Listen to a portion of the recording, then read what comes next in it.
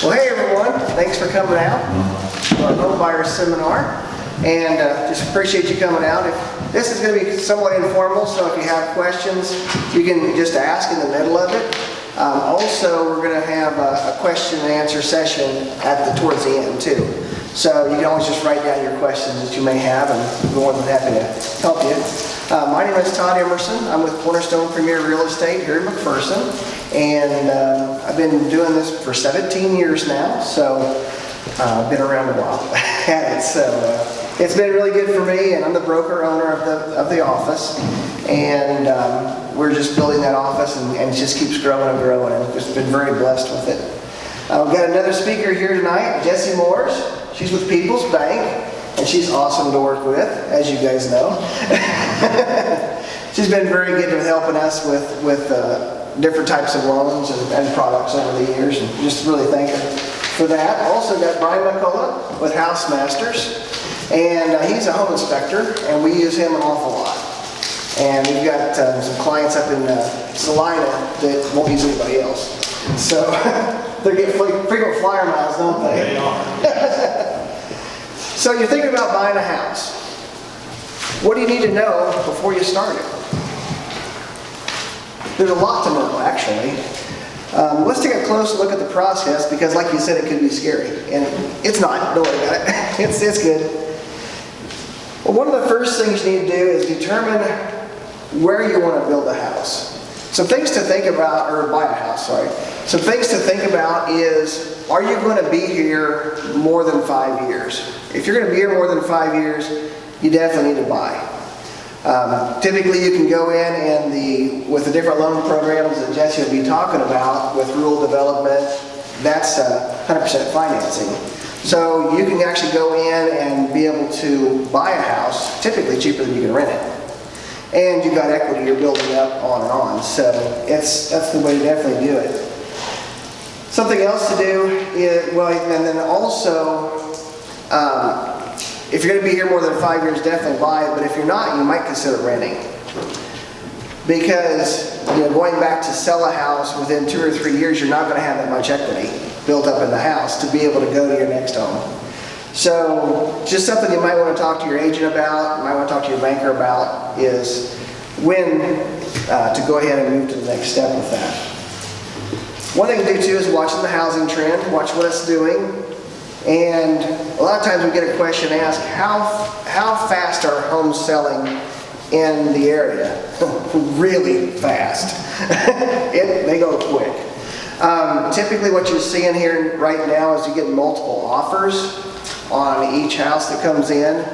The last one I did a while back, it had multiple offers. This last one here we got a contract on, but there was actually another person that was getting pre-approved at the same time. Thank you for my buyers; they were able to get in there and get their bid in, and we wrote the contract. But it's bidding. It's kind of a bidding war to some extent. We do a lot of business in Newton. We also do a lot of business in Wichita. And the Wichita market, they are getting multiple offers on about everyone. And they're getting like 15 showings in the first day it's listed. So it's very, very, very competitive down there. It's not that bad here, but it is there. So it's good, it's easier to buy here. So that's good to know.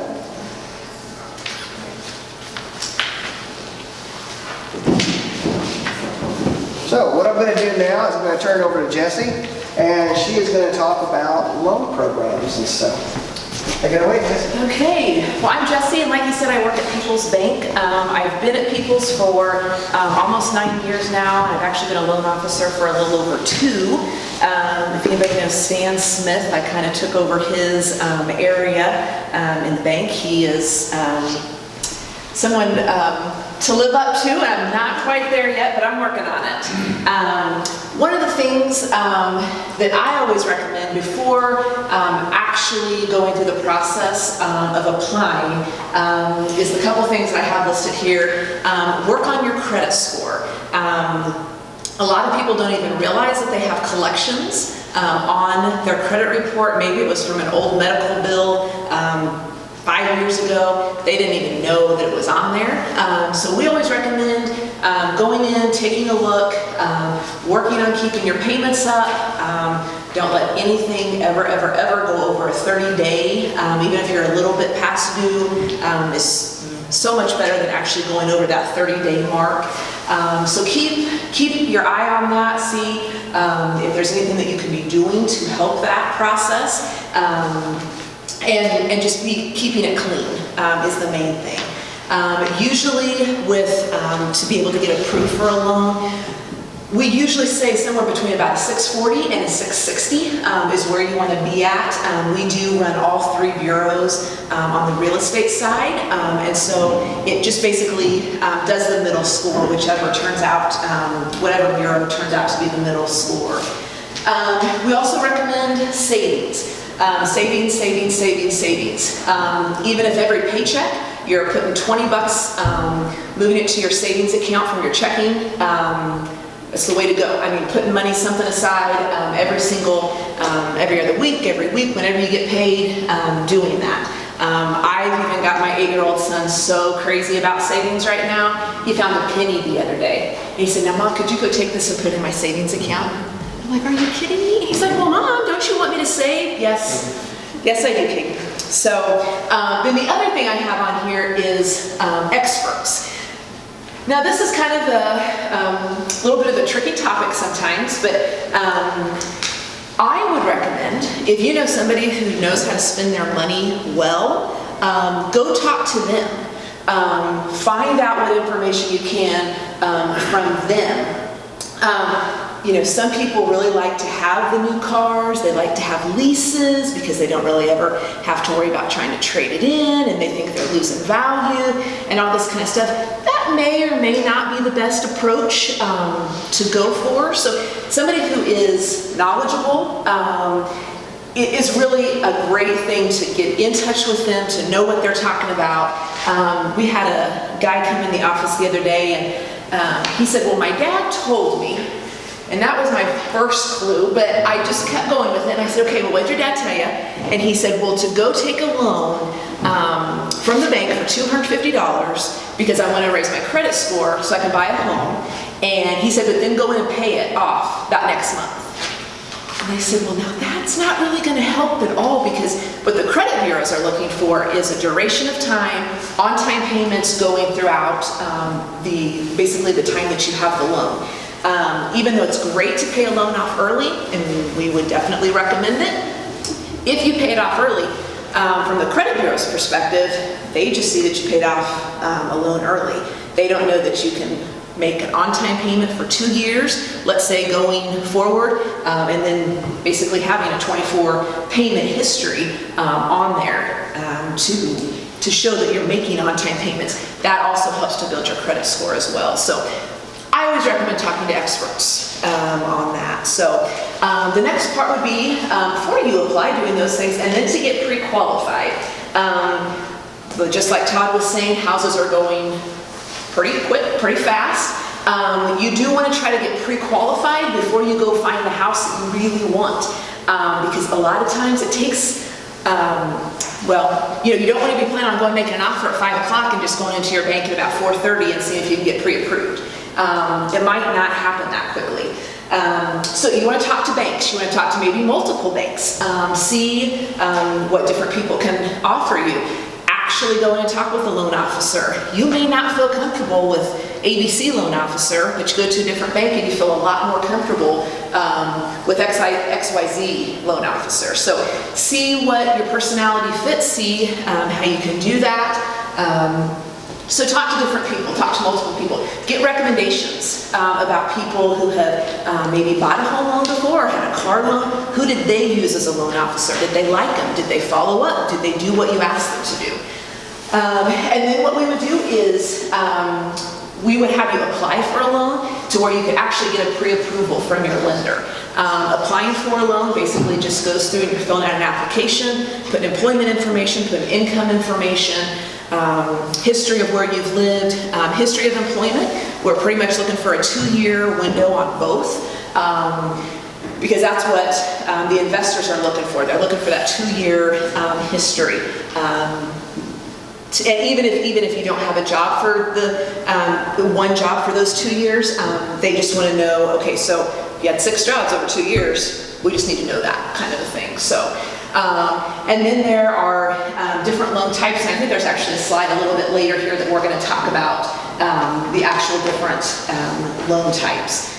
So we'll cover that when we get to that. So I think I'm going to throw it back over to Todd for a little bit. Okay, sounds good. Thanks, Jessi.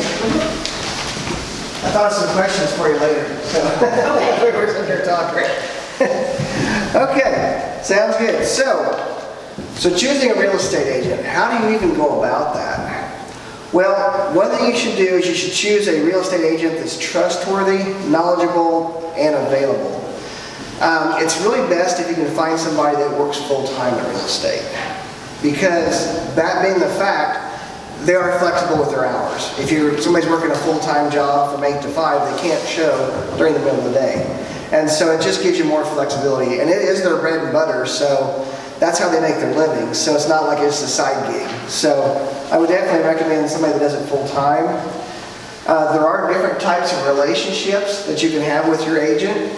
Your agent can be a transaction broker, they can be a buyer's agent, or they could be a seller's agent. A transaction broker is basically just a neutral party. So they just go in there, they don't represent the buyer, they don't represent the seller, but they just are a neutral party. They just do the paperwork. And that's done a lot, that's fine, that works.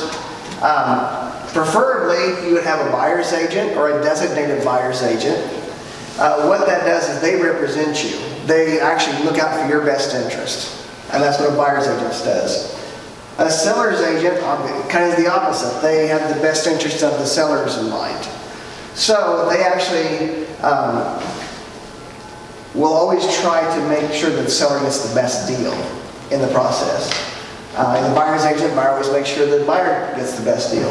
So that's what they do. The next thing you're going to be doing is you're going to look at finding a house. So you can start looking on our website, cornerstoneks.net, and we have listings all the way from the Wichita market to Salina to out to Lyons area and kind of all the in between. There's also a lot of other big sites that you can go to as well. And what we can do is we work for you to help you find a home that's in your budget and meets your criteria. So some things you want to think about: what am I looking for in a home? Do I need 2 bedrooms? Do I need 4 bedrooms? Do I want a garage? You know, I think that's important for you. Have a shop, right? Yeah. So that's really important, is to, for that. You need to know, okay, how many kids do I have? Do I have any kids? Am I thinking about getting married? Do I need to kind of plan for that? You're shaking your head, no, I don't want to do that. Really. Someday, a gal's going to snag you. You better watch out. So. No, but yeah, so that's some things you want to think about, is what you're looking for. Because in Kansas, it's a pretty good idea to have a basement. We do have tornadoes around here sometimes. But even though one hasn't hit here for a very long time, it's good to have a place or a storm shelter. One thing you can do is you can attend open houses. You can do that on the weekends, even if you're not quite ready to buy yet, just to kind of get the pump primed, so to speak, just to get to see what's out there. And then you kind of know what the price range is. But one of the nice things about getting pre-approved with Jessi is that you find out what you can afford, what your payments you're going to run. And that's critical. Because I have a lot of people that are buyers that come to me and they say, we want to buy a house for X amount of dollars, but come to find out they're only approved for $50,000 less than that. And so a lot of realtors in some of the bigger markets won't even show you a house unless you're pre-approved. They just won't do it. And because a lot of times as competitive as this market is, sellers want to know that you're approved. They don't want to negotiate with somebody that is a question mark. So something to definitely keep in mind. And some things to consider when searching for a new home, like I said, was one thing, it's location too. Do you want it in McPherson, or you want it in Wichita, or Newton, or Salina? Where are you looking at? Maybe the area of town. Something you want to do too is drive around and look at the neighborhoods. If you find a house that's for sale, it's like, okay, that's really nice. But I had one the other day. I went to Newton and showed this house. House wasn't bad that I showed, but next door, you wouldn't believe the house that was next door. It was a rat hole. It was bad. The thing is if you buy the rat hole, you can fix it up and make it nice, but you can't do anything about your neighbor's house, and that'll affect you down the road as far as trying to sell your home if the neighbor's house is bad. So things to keep in mind on that. Also, with making an offer and negotiations, determine what you're willing to offer. Most houses now are running about 96% of the list price or above. And some are actually above. So things to keep in mind on that. That's something that we can do, is we can help you with that, with your price. Jessi, our banker, can help you with your budget to kind of know where you're at, what you can afford. Banks loan up to, what percentage are they now? 40, is that high? Roughly. About 40%. So, of your income. Is that of your gross? Or no? Of your gross. Gross income.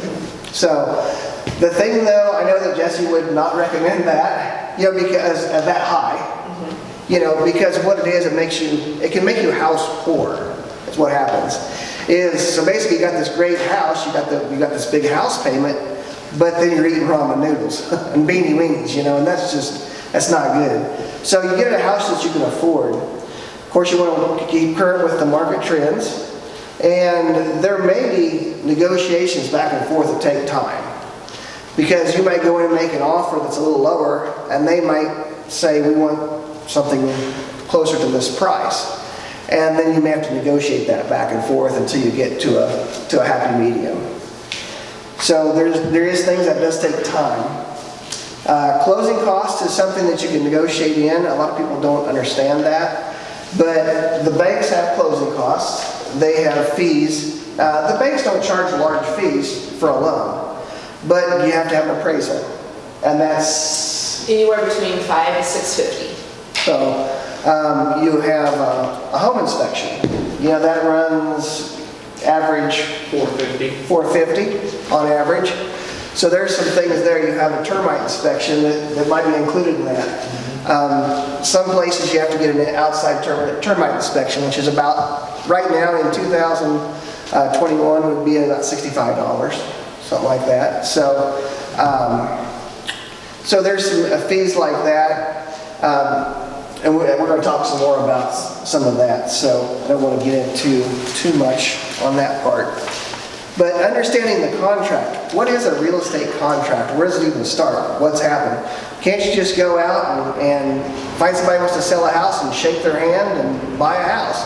Well, back in the old days, you probably could do that. But now, it's really not wise to do it that way.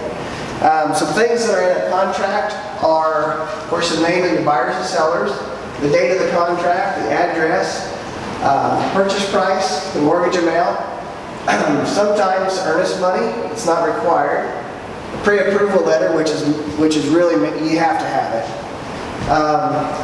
it, inspections, repairs, title company, closing costs, home warranty, and closing of possession.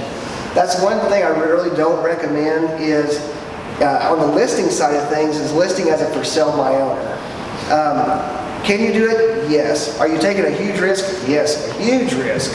Because there's so much of this stuff that goes into it, and if you miss a step, then you're going to be in big trouble. What happens when you go to buy a house, you say, I'll buy it for $200,000, but then come to find out you didn't do a home inspection, and then the roof is bad, and that's an $8,000 repair. Who's going to pay for it? Something to think about. What if sewer system's clogged up? What if there's other issues that you come across? Well, if you don't know to ask those questions, and you don't have an agent on your side to kind of say, hey, we need to have these home inspections done. People ask me all the time, do you recommend having a home inspection? Absolutely yes, 100% of the time. I don't care if it's a new house, because there's always something that you'll find. And it's surprising. You look at the house and you think, this is $1 million house. There shouldn't be anything wrong. And there is. house builders are human too. Yeah, they are. Yep. Yeah, Brian said house builders are human also. So, absolutely. So, this is what we deal with, is we deal with the contract side of things, making sure that you get it purchased for the price you want it with your earnest money, and make sure the terms of the contract are fulfilled. What it'll look like, it's kind of funny, as a real estate agent, everything looks smooth as silk for the most part usually, but we're paddling like crazy underneath the water like a duck, trying to make sure everything goes smooth. So that's one thing we do. So what does a title company do? A title company actually does a lot of things. For one, they do the closing, which is basically at the end of the process. They'll go in and they'll do the paperwork to give you the deed to the house, to say, this is your house. It's funny, people say, well, I'm actually buying a house. Well, actually, you're buying a piece of paper that says you own this house. You know, that's really what it is. And the house is a bonus out of the deal. So that's what the title companies actually do. A lot more than that. They actually go back and they research to make sure that you have a clear title on the property, because you don't want any liens or encumbrances or anything like that. So you don't want anything like, well, sometimes there's a mechanic's lien on the property. Maybe they had a furnace put in and didn't pay for it in full. And so there's a mechanic's lien attached to the house. Well, you go in and you purchase the house, don't know it, and then that mechanic comes up and says, hey, I want my $10,000 for that furnace. And you say, what? I didn't know anything about that. Well, that's what the title company does, is they make sure everything is clear. One thing about a title company, about all of them that I know of, will do like a reissue credit. So if you purchase your house through a title company, and that title company, you go to sell the property, let's say 5 years down the road, the title company usually gives you a discount if you use the same one, because they've already researched it up to that date that you bought it, and they know that's good, and so they don't have to go through all the way back to when the house was built. So just save you some money. I think it usually saves around $100. So, but that's important. So, can I get out of a contract? So let's say you put an offer on, you get a contract on purchasing a house, and everything is good, and then 2 days later, 2 weeks later, whatever, another house comes on the market that you want more. And you call me up and say, Todd, I want out of the deal. I want to buy this house. And I'm going to say, that's going to be tough. Because, earnest money that you put in on a contract is money to guarantee that you're going to buy the house. If you back out for not a good reason, then they're going to keep that earnest money. Not only are they going to keep that, they can sue for damages as well. So you definitely want to do what you say you're going to do. Now, if the home inspection's bad, and then that's the option for you to get out of the contract. Let's say the house is full of termites. Again, a way out, So there's options there, but they have to be legitimate reasons. So, and we can go into more detail on that. I don't want to take all your night explaining every bit of that, because there's a lot to it. But what are some addendums to the contract? Well, lead-based paint, that's an addendum. If it's an older house, 79 or older, you're going to get a lead-based paint document. Property disclosures. That's something that's usually a 6 to 9 page document. It's 6 pages on our deal. And it tells what's included. Its appliances included. Has the roof been repaired? Has there been an insurance claim? There's a whole bunch of questions that are answered by the sellers that you want to be aware of the answers to. Because that way you'll know, okay, did it have a fire? Maybe it had a fire in the house at one point. Well, you'll know that by looking at your disclosures. The contingency agreement, let's say that maybe you have a house to sell, and it's contingent upon that house selling that you buy this other one. And that would be like an example of a contingency agreement. Inspection or repair amendments, that's some of the process that we do. Once you get the home inspection done, then we go back to the seller and say, Mr. Seller, Mrs. Seller, we've got some issues, and here's what we want fixed. And that's part of that amendment. There is also a thing called early possession amendment. And what that is if you're going to be moving into a house and maybe you're selling your house, but you want to buy another house. And sometimes that usually happens on the same day. So either you're going to be sitting with all your stuff in a moving truck at the closing, waiting to move into your new house, or you have to ask for early possession. Sometimes that works, sometimes it doesn't. But what that does is it gets you in the house maybe a few days early before you close, so you can get your stuff moved in. Sometimes they move it in the garage, whatever. And then that way you can go ahead and get your stuff settled up, get it together, and somebody else can buy your house. So it's kind of cleaning out your home. And at that point, I'm going to turn it back over to Jessi, and she's going to be talking about some loans. Okay, well, before we go into anything further here, I kind of wanted to go back and kind of visit some of the things that I had said before. So one of the things that what Todd said kind of reminded me, what we tell you you can afford and what you think you can afford can be very, very, very, very different things. So that's part of that whole pre-approval process. When you go and say, I think I can afford a $100,000 house, we can give you the basically the principal and interest payment, the escrow payment, and then you'll be like, oh, I can totally afford that, not a problem. Well, we have limits that we can go up to, kind of like what Todd was talking about with that, what we call debt to income ratio. So we look at total debt that you have. If you have 2 car payments and they're both $600 a piece, and if you have credit card debt, and if you have just an unsecured loan out there just because you needed to pay off some medical bills or whatever, we put all that into the system, and it pops out for us the information, and we can only go with what we can go with. It's not, when we do a home loan, it's not so much what we think you can do. We actually put it all into a system, and it comes out and says whether it's approved or not through our investors. So that's what we kind of do there too. Todd also said you don't want to be house poor.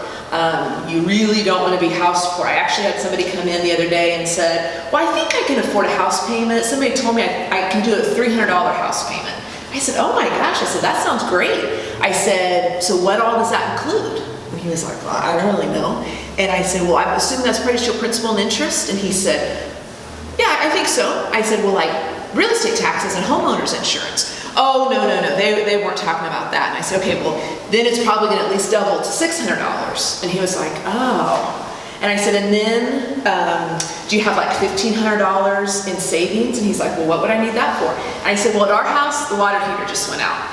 Do you have $1,500 in savings? Because that's how much it costs for us to do that. And he's like, oh, no, I don't really have that. And I said, and do you have a lawnmower? He said, that's a weird question to be asking. I said, well, if you're gonna buy your house, you're gonna have probably a lawn to mow. And he is like, oh yeah, I don't have one of those either. I mean, it's just things that, and this kid was, I think maybe in his 20, 25, somewhere range, and he just really hadn't thought through that process of all those things. So you really don't want to be house poor, because you really want to be able to go out and buy that lawnmower should you need it, so your neighbors aren't yelling at you. And then what I would recommend is anytime you have a question, even while you're laying in bed that night, get a piece of paper, write down your question, because you're going to have tons of questions, and then when you come in and sit across the table from the loan officer, you're going to be like, oh, I don't really think I have any questions. You just can't really think of things right off the top of your head right there. So write everything down, ask him those questions. That is okay to do that. We would much rather you be educated about it than walk into closing and not have any ideas. So these are the different types of loans up here. I'm going to kind of start from the bottom and go up. The RD loan, it is 100% financing. Great deal. If you don't have a down payment to put down, 100% financing. However, 100% financing only covers for the appraised value or the sales price, whichever is lower. It does not cover closing costs. So even though you think, oh my gosh, this is 100% covered, it's really not. The house itself is covered. But you still have closing costs. Closing costs can run you anywhere, I would say between about $5,000 to $6,000. A lot of that is dependent upon really what you decide. One of the main things that goes into that is your homeowner's premium. If people want to pick a low deductible, let's say $250, which would be incredibly low for a home, and they want all the extras and they want to do this, your premium could get pretty appraisal to be done. So the home appraisal gives you a whole bunch of good information, but the main thing that it does is it does list a value. And what the appraisers do is they not only look at your home, but they look at comparable homes. You know, whether you're purchasing a 3-bedroom and 2-bath, that's what they look at around a similar area to get a comparable value for you. So. Yeah, I think that's it for now. So I'll go ahead and pass it on to Brian.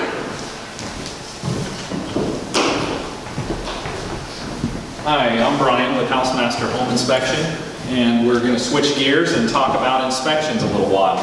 So appreciate you being here, and hopefully we can give you some good information about the inspection process part of buying a home. I've been doing home inspections for about 8 years now, and do them all over central Kansas. So we actually do house inspections, we do radon testing, we do termite inspections, we do lawn sprinkler inspections. You'll find that there's a lot of different inspections out there, and not all inspectors do all inspections. So you'll have to do some homework on what you want to have inspected with your house, and then match those up with your inspector or inspectors.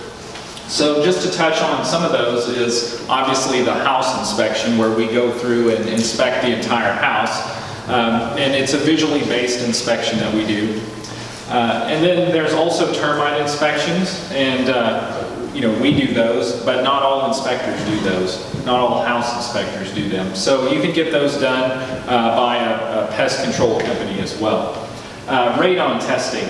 There's definitely been more awareness made of radon levels in Kansas over the last 20 years.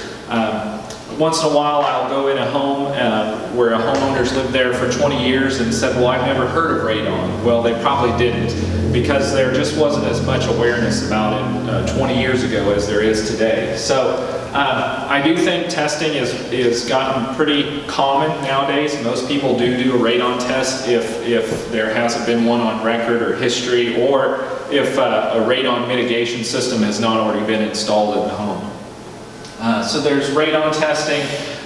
If your house water supply is from a well, you probably want to get the well checked, water quality checked, that kind of thing.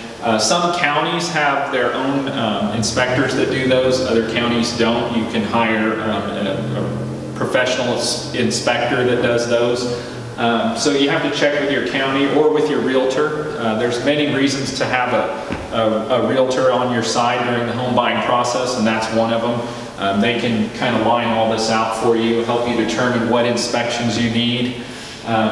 So there's also septic inspections for homes, rural properties, sometimes homes that are in town once in a while have a septic system because they were at one time out of town, but town has grew out so that they have a septic. So, you know, those are things that a realtor can help you figure out too. So there's roof inspections. We do roof inspections as house inspectors, but you can also, any part that a house inspector inspects, you can also have a professional in the industry come out and inspect as well. Or a house inspector might recommend that you have a professional in whatever field come out. If the house inspector sees a concern with the roof, they might recommend you have a roofer come out and get you more information about the roof. Same with the other major components in the house, the heating, cooling systems. You know, those can be inspected by professional tradesmen as well. There's also sewer line inspections, which some house inspectors will do those. But a lot of plumbers do those, and those are more important when you have an older home, maybe 20 years or older. trees growing out in the front yard or backyard that can affect the sewer line, you may want to think about getting that done. It's kind of funny, I've had training for sewer line inspections, and they say that your main sewer line can be blocked up to 75% blockage, and you would still get good drainage, good water flow, and you wouldn't realize your sewer line was getting plugged up or tree roots. And so, you know, I'm an advocate for getting those done by plumbers. I think those are a good thing because a sewer line replacement can cost several $1,000s. You know, it can be quite costly. So, you know, all these things, all these different type of inspections are good to have done so that you're well informed about what you're buying. So like Todd mentioned earlier, you know, you're getting a good deal with the offer you made on a house, but maybe that's not a good deal if you have to buy I think Todd mentioned an $8,000 roof earlier. So, you know, you don't want to, we're an advocate obviously for what we do because we help people to avoid those problems after, you know, it's better to find out what you've got ahead of time and work through them as you're buying the house rather than finding out later. So that's kind of just touch on those things, but there are a lot of different types of inspections. One more I forgot about was a chimney inspection. So if you get a house with a fireplace in it, you'll want to get a chimney inspection. House inspectors do inspect chimneys and fireplaces, but it's a basic inspection. There's more thorough inspections that a professional in the industry can do, and we always recommend those for those. So that's kind of just a brief summary of the different inspections available. And so we're going to go in more depth now and talk about the house inspection. And when do you need a home inspection? So here in Todd Talk, here in Jessi Talk, you definitely want to have your realtor involved, have your lender involved, and then after you get those pieces in place, you know, talk with your realtor about when to order the inspection. But usually it's after the contract is, or an offer has been made on a house to purchase. Once in a while we do get people that haven't made an offer on a house that wanted inspected before they put an offer in, but that doesn't happen very often. And what can happen is the house gets sold out from before you get to put an offer on it. So, you know, usually you want to keep your realtor involved and then make a decision to get that inspection done when they communicate to you that it's the right time. And then, why do you need a house inspection? We've already talked about that some, but a few more points is you want to get more informed about the house. There's obviously the inspections that we talked about are going to inform you about the house, but there's a lot of other intricacies that you're going to learn about the house by getting a house inspection, and we're going to talk about those. You're going to find out what's working in the house and what's not working. Yes, you do get a seller's disclosure, but sellers, you know, may not always realize what's working and what's not working. A lot of time they do make a good effort on that disclosure, but a lot of times our inspection report contains more information than the seller's disclosure did. So you're going to find out what is broken, what needs repair versus what needs maintenance. So a good home inspection will also point out maintenance things to help keep the home maintained. We'll show you where your main water valve is, your main electric on and off switch is. We'll help you with those maintenance things too. Especially if you're a new homeowner, those can be helpful for you to know. We kind of try and point out the age of your major appliances, like your heating system, your cooling system. We let you know the age of those. That way you can plan accordingly. If you have a 30-year-old heating unit, you might be thinking, okay, this might be more likely to have a breakdown, so I need to plan for a repair or an update of that system. So, you know, we kind of try and point out the age of the major systems in the house. We also try and point out what their average life expectancy is. And I do say average because, for instance, the average lifespan of a water heater can be 5 to 10 years, but there's a lot of times where we see water heaters last 20 years, occasionally 30 years, but that is very rare. So we're going to try and point out those type of things to you. Same with the roof, approximate age, approximate lifespans for those. You'll get more comfortable with the house either by attending the inspection or just by getting the report, reviewing the report. It does get you more comfortable with the home. If you're able to attend the inspection, it's a great experience in a lot of ways because one, you can follow your inspector around, but you don't have to. You're welcome to. Most inspectors, don't have a problem with that. But you can also do your own thing during the inspection. Look at rooms, soak in the house, soak in the property. When you're making an offer on a house, a lot of times you just have 10 minutes, 20 minutes, maybe more than that. But it depends on how fast homes are moving and selling. But you don't always get a lot of time in the house. So average home inspection, couple hours, 3 hours. So you get more time in the house during that inspection time that you can spend there and learn about the house. We have a lot of home buyers that use the time to measure, take room measurements, plan out changes or ideas or decorating plans that they're making. So that's another thing that's real helpful that you can do during the house inspection time. Home inspectors do inspect a lot of things, but there are a lot of things that we don't inspect. So the couple examples listed there, like trees, fencing. So you'll have an opportunity to check out some of those things that your house inspector is not going to check. Ultimately, all these things add up to making a better decision on the investment you're making with the purchase. So, what is a standard home inspection?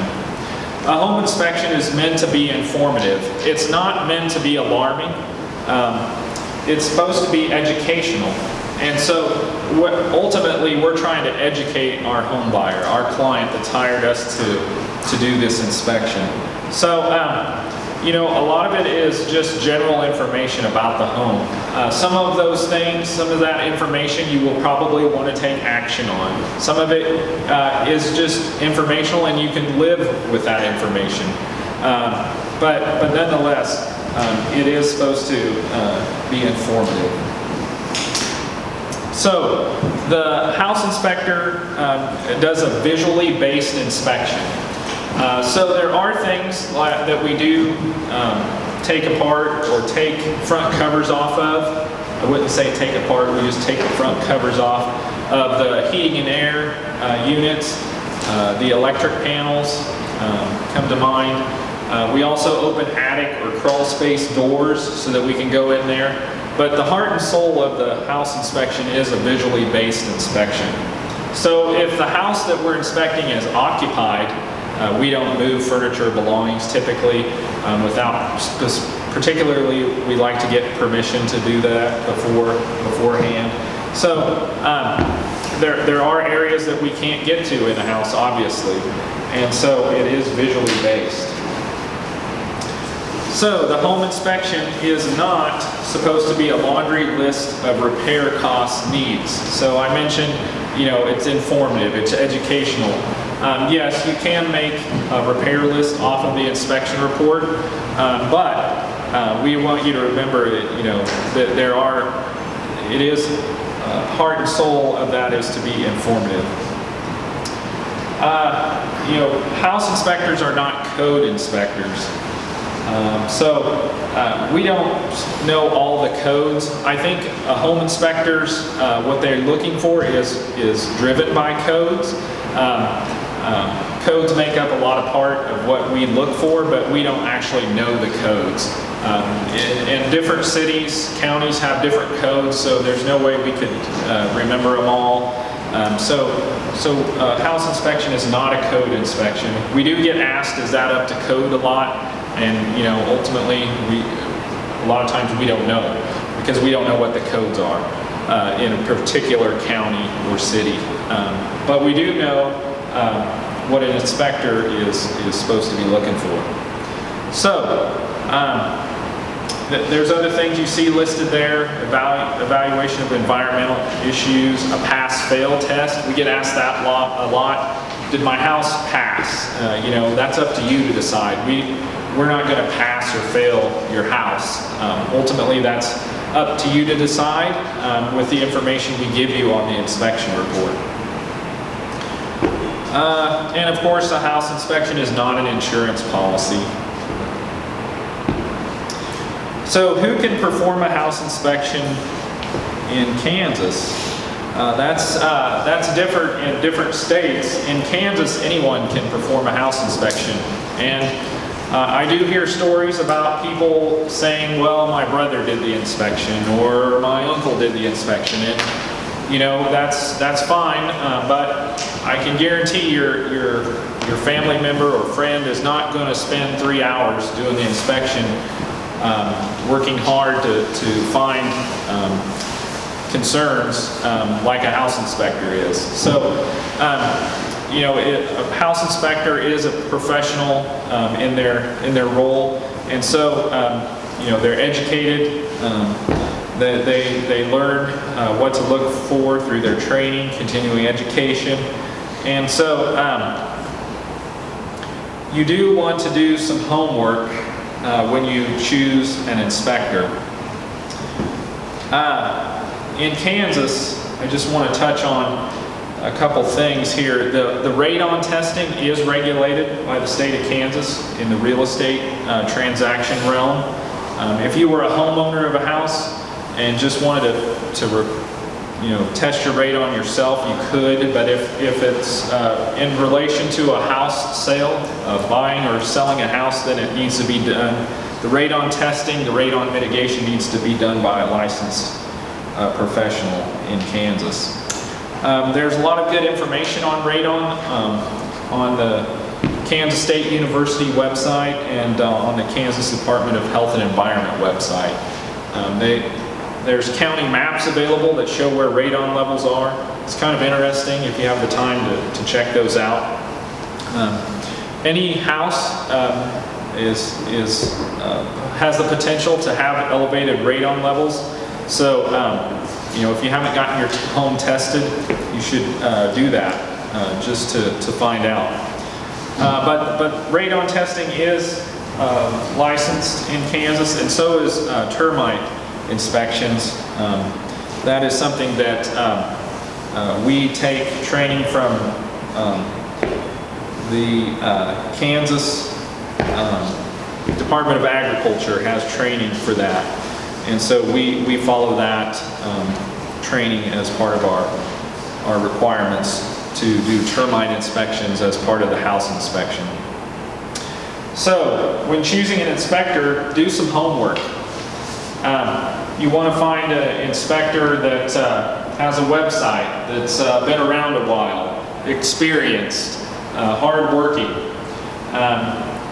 Part of your homework that you do, visit their websites, look for their reviews, call the inspector, ask the inspector questions, and don't go by price. There's a lot of things we all like to cut costs on. We're all trying to maintain our budget, but if you think about it, when you're wanting an inspection done, choosing by price is not a good way to choose your inspector, because there are a lot of lower cost inspectors out there. Like new inspectors, you generally charge less than an experienced inspector. So some of those things to look for is experience, recognized, reputable. Talk to your talk to as many people as you can. Talk to your realtor, talk to your lender, talk to your neighbors, your friends, your family. Ask them who they used for their inspection. And then ultimately, you know, it's up to you to decide who you choose. There are a number of professional bodies that associations for home inspectors, and probably the most reputable are ASHI and NACHI. There's also NIBI here that's on the slide, but you can go to those websites and learn more about the inspection industry. And you would probably be best served if you found an inspector that was a member of one of these associations. Myself and my inspector, Darla, we are both a member of the ASHI association. You want to make sure your inspector is insured. It's always a good thing. That's one of the, with Kansas not being regulated in the inspection industry, you know, your inspector doesn't have to carry insurance, but ideally you would want them to.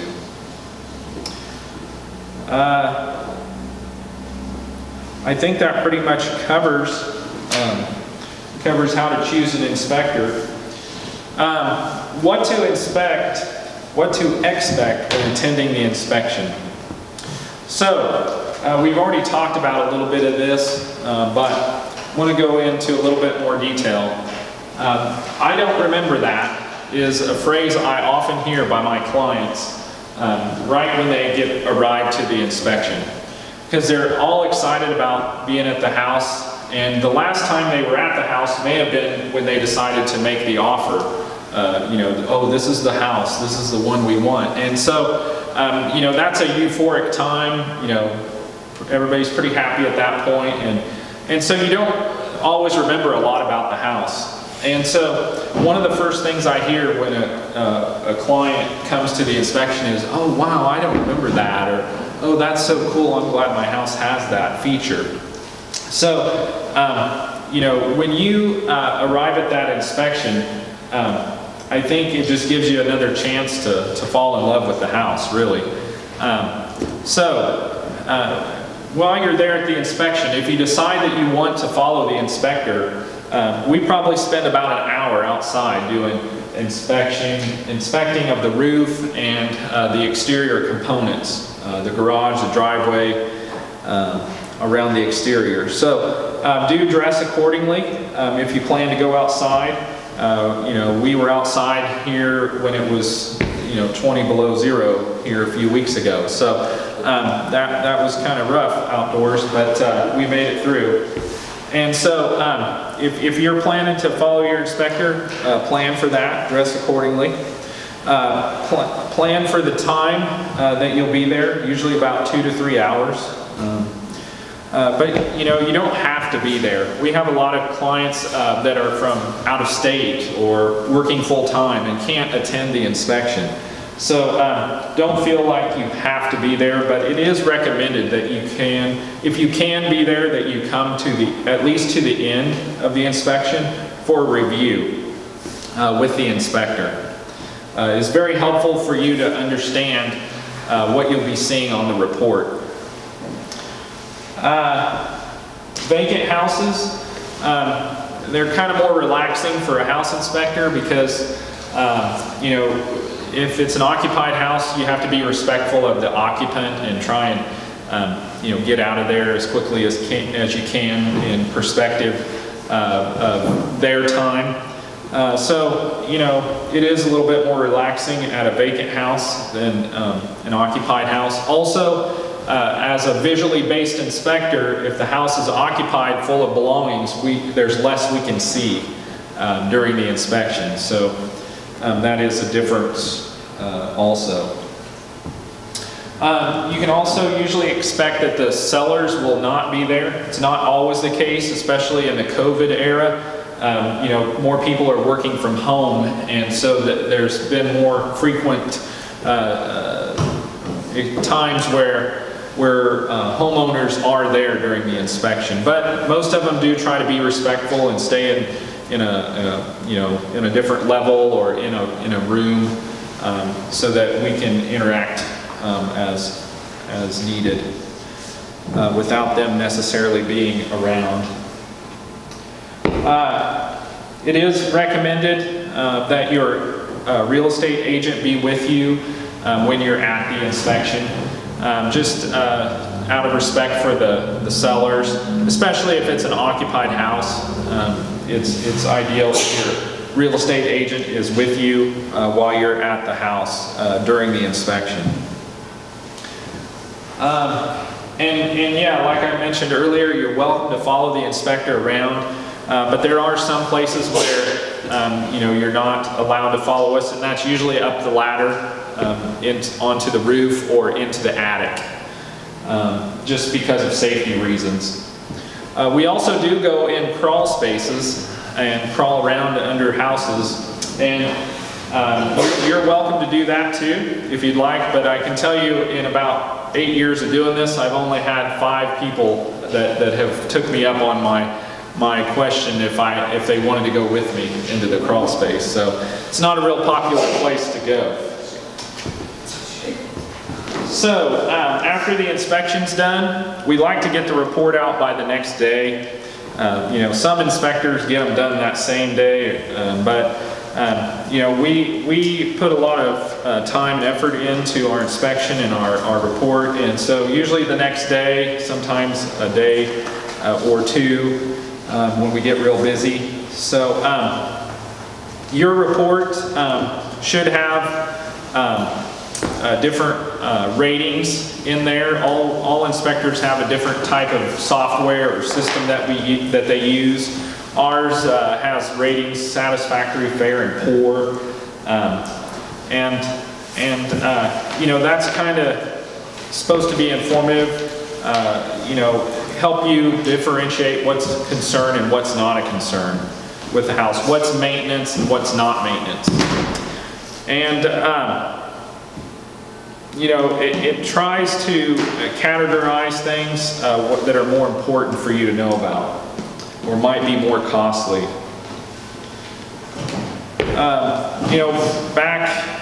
Back 10, 20 years ago in the industry, a lot of inspections were just printed and you would get the report. Nowadays we email our reports. We give you a login to a website and you get the report there. You have the option to print it on your own, but email is a much better presentation, because we do include pictures with the report, and so those pictures usually present better on a screen. You also can jump around to different parts of the report when you're viewing it, so that's kind of nice.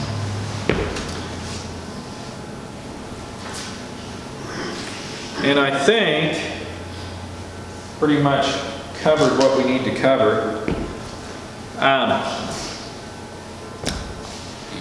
As far as we're concerned at HouseMaster, I included a slide.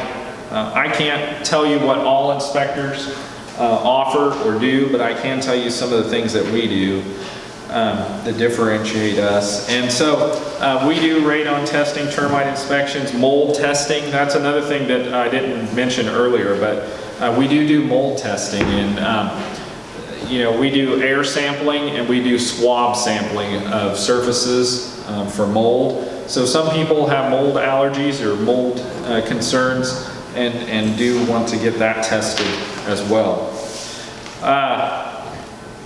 We also have a guarantee with our inspections that you can find, I believe, on our website. If you want that more in detail, we can get that for you. We offer a digital inspection resource guide with our inspection that comes to your email, and you can use it as an app to take down notes or take down measurements while you're at the house. And then those notes or measurements that you take transfer over to where your report is, so that you can keep that all in one location. We do carry insurance for our inspections. We have a buyer benefits program And then we have a cloud program that helps our customers to save money in different areas. We've teamed up with other professional companies, services to provide discounts that can be very helpful. And one of them is the Connect service. It can help you to get your utilities connected, find out your options, and help do some of the legwork for that. So those are kind of some highlights there, and I'll turn it over to questions. We'll have a question and answer section at the end of this presentation, but I can also answer any questions you have right now, if any come to mind. This is a great list here, and the next slide will show that, but definitely not what to do when purchasing a home is don't make a large purchase or lease anything. So if you've gotten pre-approved, don't go buy a new car. Don't think that you're pre-approved and so it's like, hey, I can do whatever I want to now, so I'm gonna go get a new truck. That's never a good idea. Don't, if at all avoidable, don't make large changes in your income.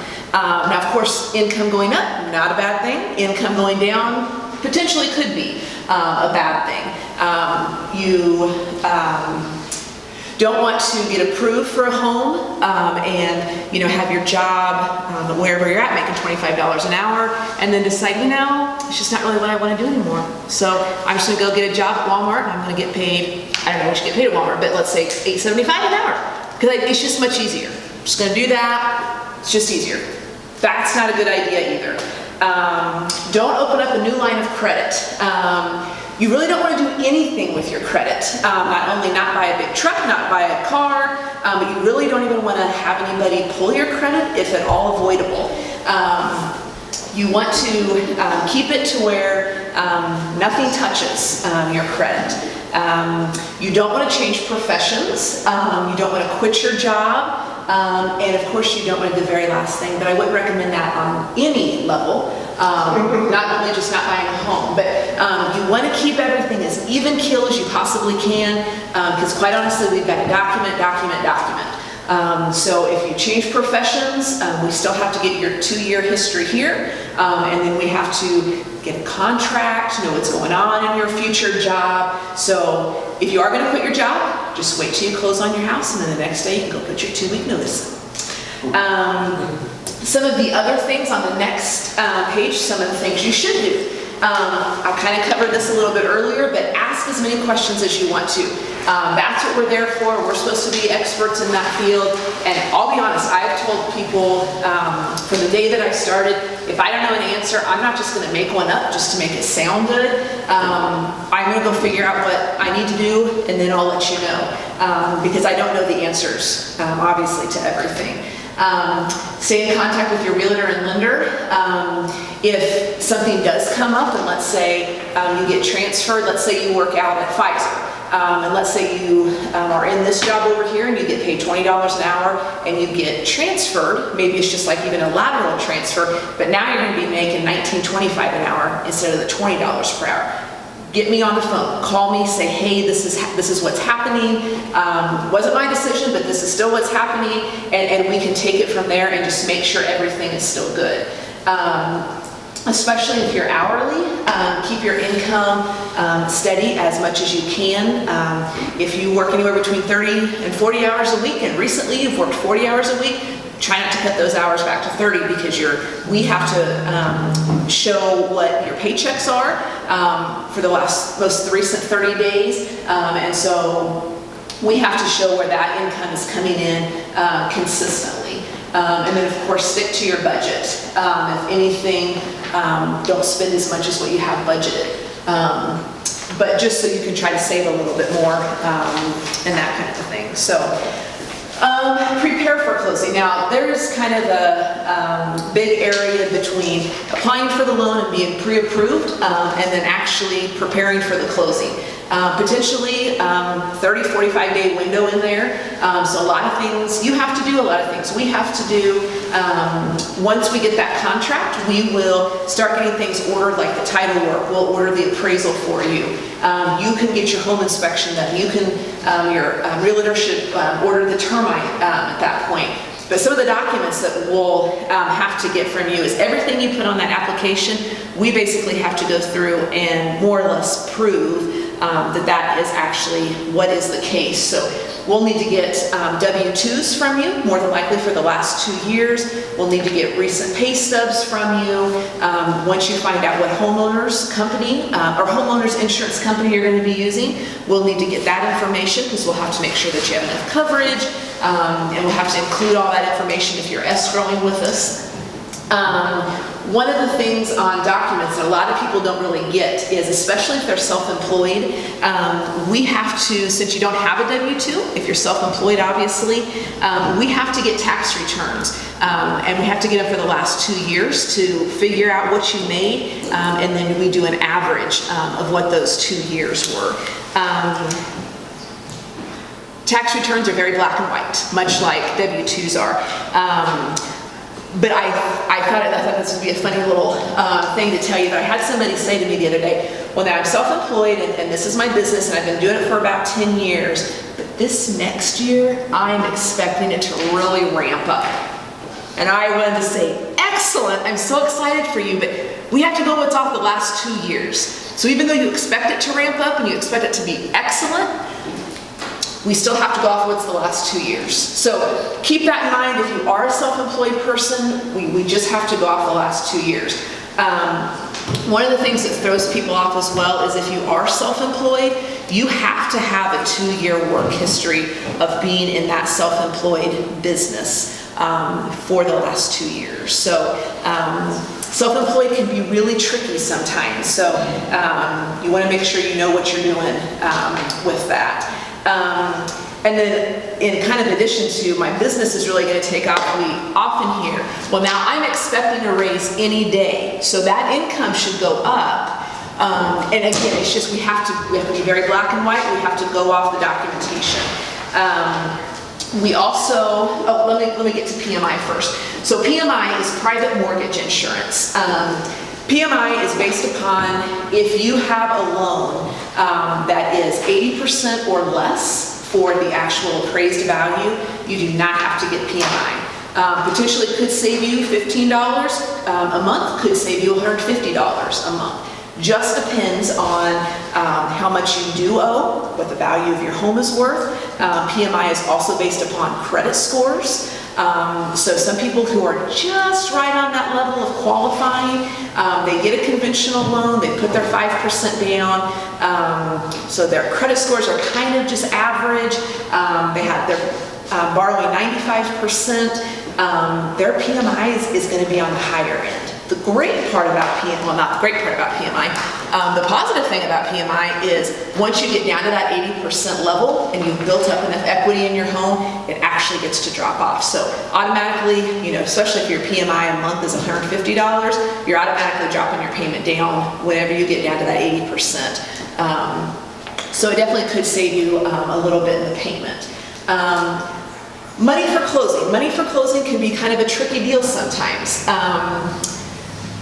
If somebody has money, like wads and wads of cash in their vault at home, unfortunately we can't use that. Your money to close has to be verifiable. And let's say you're going to go out and buy a house and in 3 months you're going to close on it, and all of a sudden you put a big chunk of money in your savings account because you had all those wads of cash in your vault at home. We still have to go back and verify that money coming in. Now, if you're getting a gift from parents, or you're getting a gift from somebody that's a family member, that is something that is totally doable. It's actually a great thing to have people do that, but those wads of cash that you have there, I actually had somebody about a year ago who said, oh yeah, we've got our $10,000, we've got it in the vault at home. And I was like, oh, you've got what? And so we talked about it, and I tried to explain. They weren't happy at all, if you can imagine. But they basically had to come up with different forms of sources of funds to be able to close, because we could not use that money. And it's not really our rule that we have out there. Again, it's the investors. They have very, very, very strict guidelines about what we can and can't use for funds to close. Even let's say you're 5% down, we even have to have a 3-month bank statement showing, that you've been putting money in there and there hasn't been like a huge deposit. I don't know if they think people are out selling drugs or doing whatever to put money in there. I don't know, but any sort of large deposit in there in the last 3 months, we also have to verify where it came from, make sure it's not borrowed funds, and stuff like that. So, another thing that people don't realize is that when you go to purchase a home and you're closing at a title company, you do have to have certified funds. So you have to have, cashier's check, can't take a personal check, can't take cash, anything like that. So I even had a kid in my office today, and he said, "Well, that's crazy. I wouldn't even do that. I don't even have checks." And I'm like, "How can you not have checks?" But that's okay. And then it was that same kid who, they were in there and they said, we are doing a for sale by home, we're buying a house from somebody who's just selling it on their own. And I said, well, okay, you don't have realtors. I said, did that go okay, like during the negotiations? And she said, and the wife was sitting there and she said, well, I do have to say, it was very awkward. When they were sitting there, they were saying, okay, well, we want this, and then we were coming back and saying this shit. We didn't have anybody in there in between to be like, no, they don't want to do this, they don't want this, and then even the husband was like, but I told my one to throw the mower in because they're buying a home in the country, they want their own riding lawnmower and everything. But she said it was just so awkward at times because we were just sitting there right across the table from each other. So yet another plug to do a realtor rather than a for sale by owner. So. Anybody have any questions about anything about that? Nothing so far? Okay, I'm going to hand it back over to Todd. Yeah. Okay, thanks, Jessi. So, okay, now we've found the house, we've got the contract on it. Now what do? We go to the title company for a closing. What's that involved? What's involved in that, basically? So what you're going to do is you're going to go into the title company and you sit down at a table, and they're going to have a stack of documents depending on your loan. It could be about that thick or it could be about that thick. So you might want to get like a massage later for your hands because signing so many papers. But it's all documents that they need. So basically, that's the fun part for us because our job's complete at that point. We've got all the ducks in a row. And one thing about closing delays, what can make a closing be delayed? One thing is not getting your W-2s, your forms, to the bank in a timely manner. That's a big one. Because a lot of people do that. They'll say, well, we'll just get that done, in a week or 2 weeks. Well, if she's got 30 days to get that loan processed, that contract goes into her. She takes it to her underwriters, and they have to review to make sure everything's good on it. And if she's waiting on supporting documents from your bank, from your employer, and all that stuff, it can really delay her, which would delay the closing on you getting in your house. And so who will be at your closing? Well, if you're younger, your parents could be there, or just yourself. And typically, myself as an agent or an agent is typically there with you. With COVID, it's been a little goofy some because they haven't allowed us in some places. But that seems to be opening up now, so we're able to do that. But we actually bring all the files in, all the papers for the transaction. And so if you have any questions, we're there to answer those questions. When do I get the keys? Typically, it's that day. As soon as you sign the papers, I take the keys out of my pocket, I hand them to you, you got it. And that's your house. So now you own it. So funds needed to close, you covered that pretty well, Jessi, what that's going to take. Can be Well, basically, it's the balance of whatever's due after the bank says what your mortgage would be. And just a commitment would be like a title commitment. It's just basically saying that the title's a good title, that you're going to get title to the house. I know one thing that we've talked about with like financial planners is what do we pay more into investments, or do we pay more on the house? And that's going to be up to you and your investor to talk about. Because, of course, an investor can't guarantee any rates, you know. But you can borrow money now at what? 3.5, 3 3/4. Sometimes it's less. I think you said that 2.75? Yeah, 2.5 for a 15-year. For a 15-year note. And so that's so cheap, you know. So if you can do something like that, that's great. And maybe you can invest into the stock market, things like that. Your rate may be 4 times that amount. It may be way more than that. So it's something you're going to have to talk to your financial advisor about. What's smarter is whether to put money into the stock market, which is not guaranteed, or pay off your note. You know, so Jessi's not going to care if you pay your note off early, are you? Nope. It doesn't matter. We love it. So, and people do it all the time.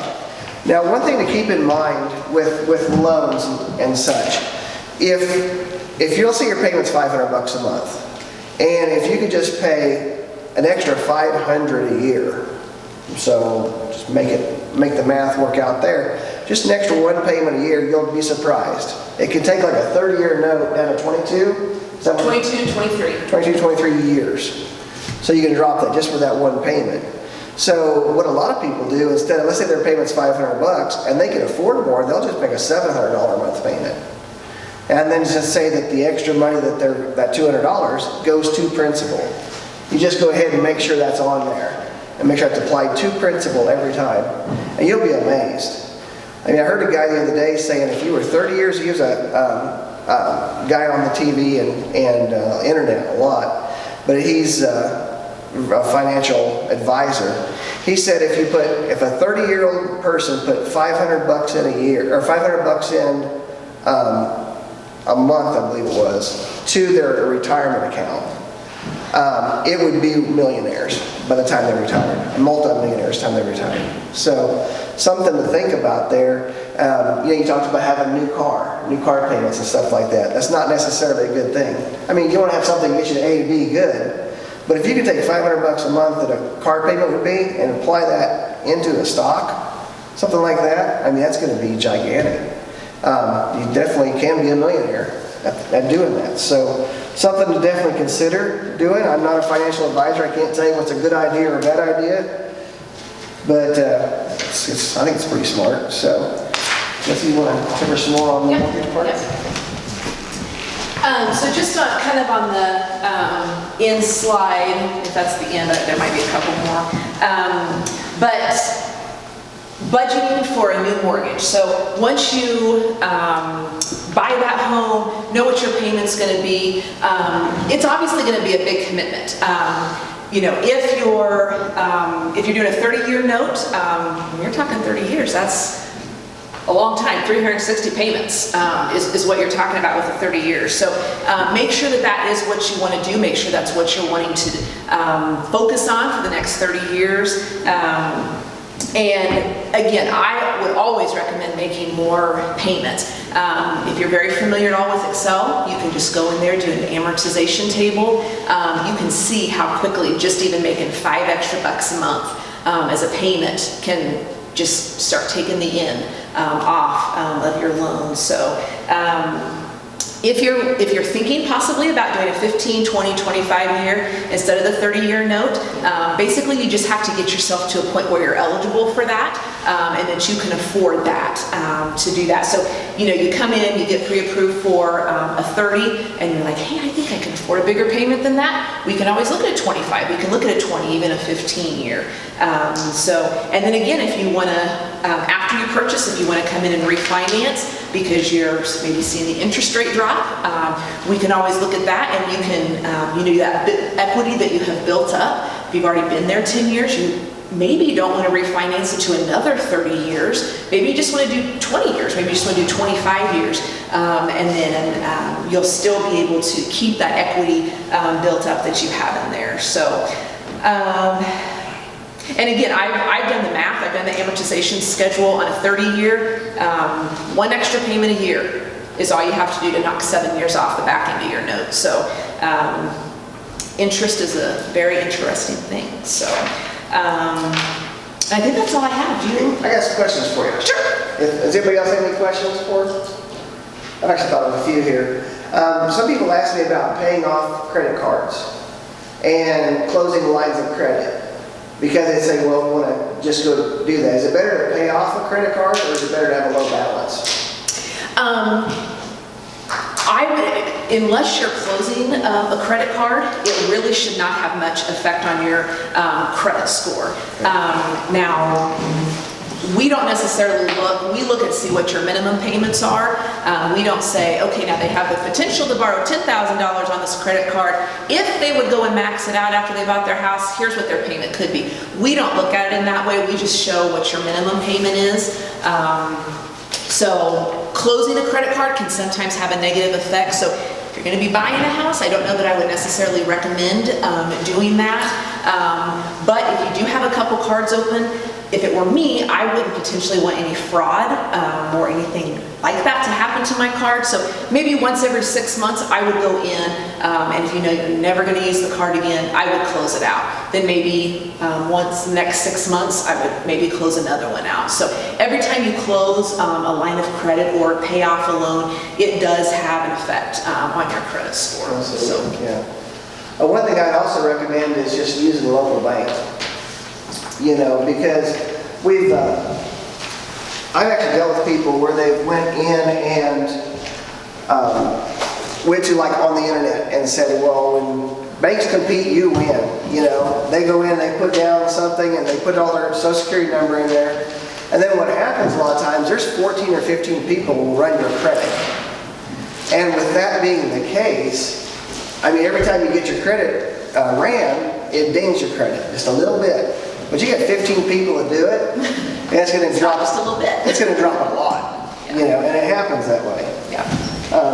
And then also one of the things on that is at People's, and I would assume most of the local banks here do that as well, but even though we sell your loan to an investor, so Freddie Mac or Fannie Mae, we still do the servicing. So once you make that payment to us, or once you close the loan, you're always making the payment to us. We will always be paying the county, we'll always be paying for the real estate taxes, we'll always be paying for the insurance, and we do that all on our own. It's free to do that. For the escrow portion of it, we don't charge any service fee or anything to do that. But I just actually talked with somebody on the phone the other day, and they said, my daughter is having this horrible time. Her loan has now been sold 4 different times. Each time it happens, they don't service it. So now she has to send her new payment into somebody else. And half the time she doesn't even know where to send it to because she doesn't understand all the whole situation of selling it, who she has to make a payment to now, and everything else like that. So I agree. Of course, that's where I'm coming from. But I think it is a lot of times easier to go with a local bank. Yeah, 100%. And you mentioned something about closing costs on a typical loan can be $5,000 to $6,000. A lot of times we can write that in the contract. So if you're writing an offer for a house, we might put, let's say it's a $200,000 house, we might say we'll give you $200 if you pay the $6,000 in closing costs, you know, or we'll give you $203. As long as it appraises out, we're fine. Right. But that's something to think about because veterans loan, the VA, is very similar to rural development. It's very, very similar. So it's just that, you know, we have these great veterans that protect us and keep us safe. And they're the ones that are actually doing that. So, yeah, and I think that's what I had. Ryan, did you have any I don't. last things? No, very informative. Okay. I learned a lot. Me too. Is there any questions you guys have for anybody? I have one question. Yeah.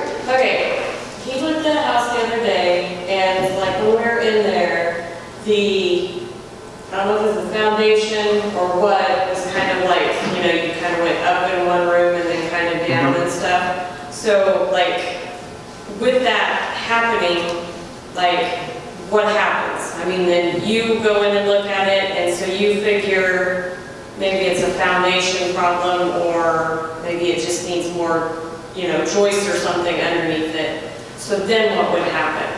Correct. Each situation is unique. Each house is unique. So we have to look at a lot of factors as we do our inspection. Take into consideration the age and then what we see while we're there. And so if we do think it's a concern, then we would recommend a professional like a foundation repair contractor.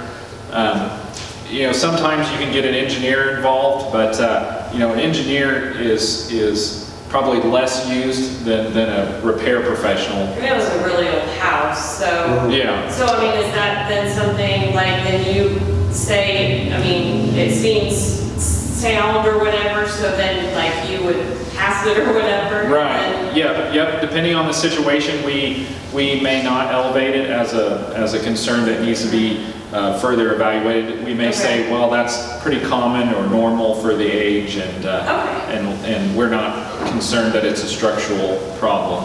Okay. Yeah. So good question. Yeah, really. So if it would have been a structural problem, what would you do then? Would you try to possibly go to the seller to fix it then, or? Yeah, it depends.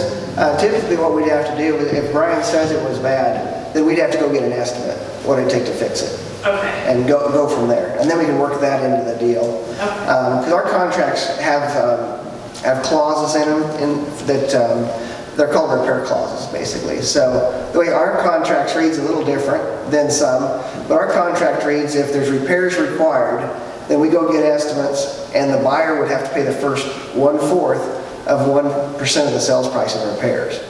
Then the seller would have to pay up to 3/4 of 1% of the sales price in repairs. And then after that, everything's negotiable. So, typically it's not like, if you got a water faucet for a couple $100, that's not going to really be a big problem. Yeah. But if you get a $5,000 repair for the foundation or a $10,000 repair, foundation's something you got to be real concerned about. Now does the house have a little bit of slope to it? Yeah, it sure might. If it's 20 years or 100 years old, probably going to have all of that. If I'm standing at 100 years old, not going like this, I'm pretty good. Honestly, I've inspected a brand new house, more than one, that have a sloped floor. And it's, construction process, it was built that way. And so, sometimes you can have a sloped floor and it's, it's okay, it's just sloped. Yeah, so, yeah. Thank you. You bet. Any other questions? All right, sounds good. Well, thank you all for coming. Thank you. You guys, appreciate it. No problem. Have a blessed Thank you. day.